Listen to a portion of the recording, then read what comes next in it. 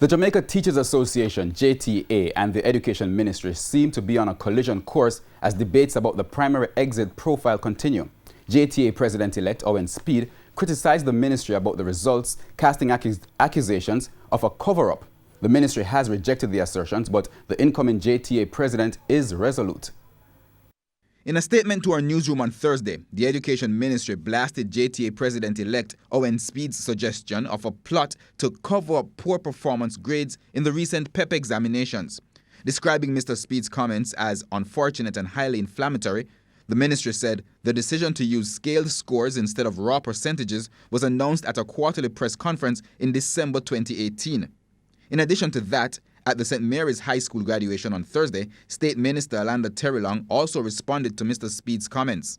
There is absolutely no plot to cover up any results at all. Our children did well.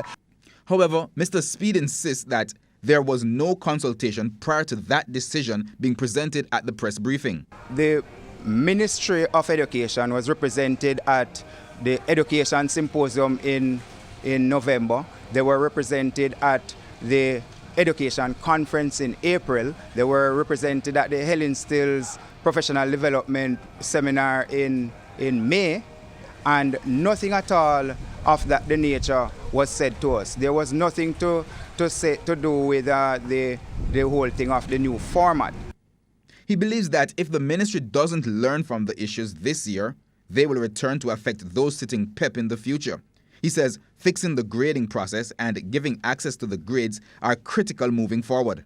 I am calling on the Honourable Minister at this time to do the right thing and to split the performance task scores from the curriculum-based test scores, because that is going to give a true indication of how well the children can think critically. If it is that we understand how education works, the teachers at the schools need some feedback, and they need concrete feedback. They need exact scores. He also wants PEP teachers to be given the marked scripts to guide teaching procedures going forward. As for assertions that his comments were false and inflammatory, no matter what Mr. Samuda is going to say, and I'm not intimidated by his rather juvenile outburst, that he cannot hide from the fact that as long as you didn't give the scores for each facet of the exams, then you are hiding something from the populace. Herman Green, TVJ News.